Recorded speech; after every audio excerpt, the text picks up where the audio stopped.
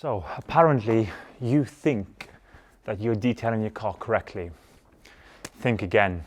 On today's video, what I'm going to be telling you and showcasing to you is the one habit that is completely butchering your paint every time you do it, and I can guarantee you that about 98% of people who watch this video have been guilty of it.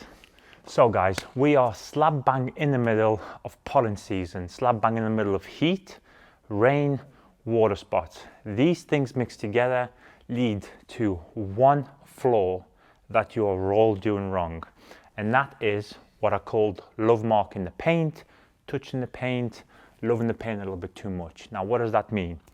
I'm about to show you. Now granted, on camera, again, everything's in 4K, dark color cars, I've got beautiful lighting. You will not be able to tell. So right now you think these cars are completely dust free, water spot free, everything.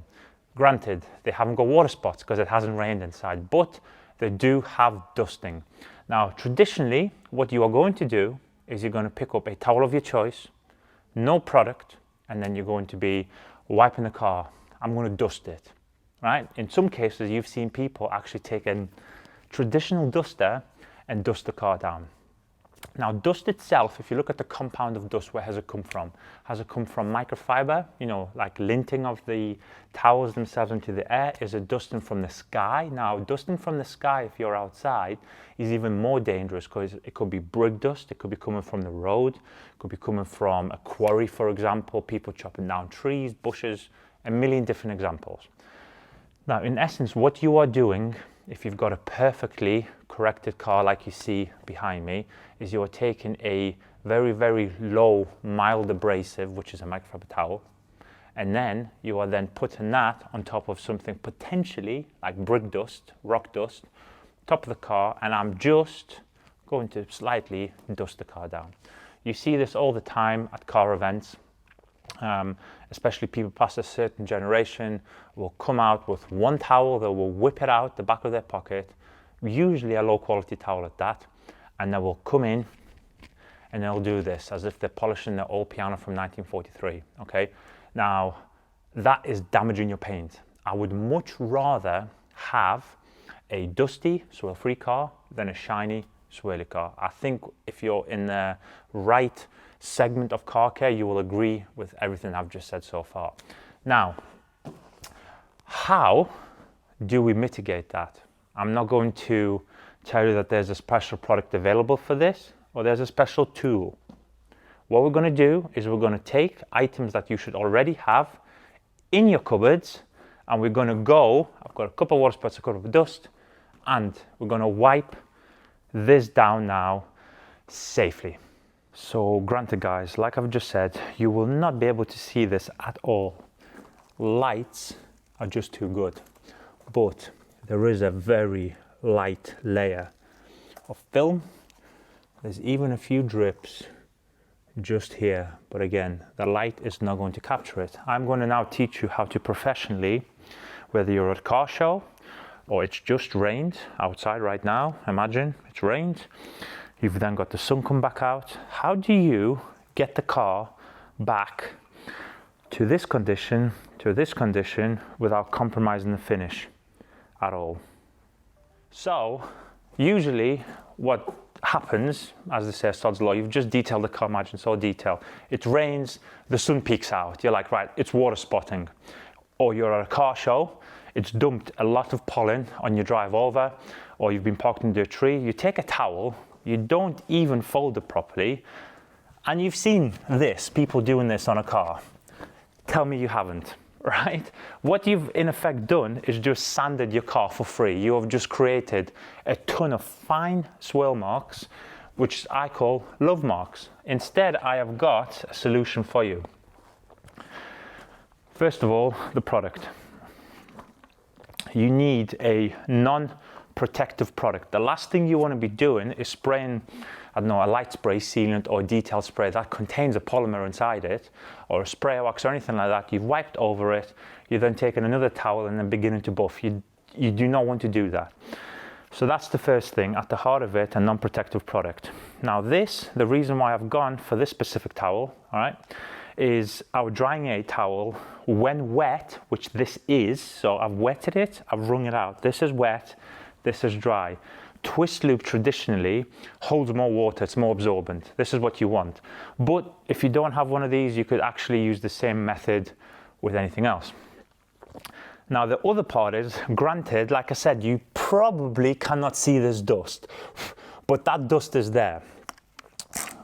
Don't just do this and move on. You want to encapsulate an even layer, all right?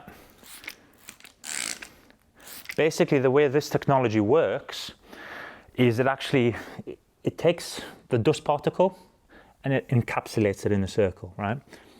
The last thing you want to be doing is just scratching it in. And then on top of that, mind you, the car's clean, so it's not like you're doing a waterless wash system. What I like to do with my wet towel, and you'll see it spread a little bit more, is first of all, I'll wipe it, right? And what you're probably seeing is the very little lack of trails behind it. A little bit, but that's it. And then this, you're just drying the car. It's a self-leveling product, which is why it's so special. Now the car, you're not buffing, you're just removing, right? Very lightly. The car's now clean. I'm going to repeat that example for you on the second side. So you're going to be on the bonnet. Make sure it's coverage. Coverage is king here, right? I have just encapsulated the water spots. I have potentially encapsulated pollen, anything like that. If you want to fold it in, halves, it's not a problem. Just literally just wipe it, yeah? Like that. See? You've removed the loose contamination, and again, just literally move the towel and put in zero pressure. That's it. It's very simple. Now, if you don't do this with a product that's actually scooping the product underneath, or the contaminant underneath, like pollen, like potentially, brick dust, like I said, or somebody's just been mowing their grass. You're just taking, now I can show you this example on paint. If this was, dusty, you're taking a towel and you're just doing this. You don't want to be doing that.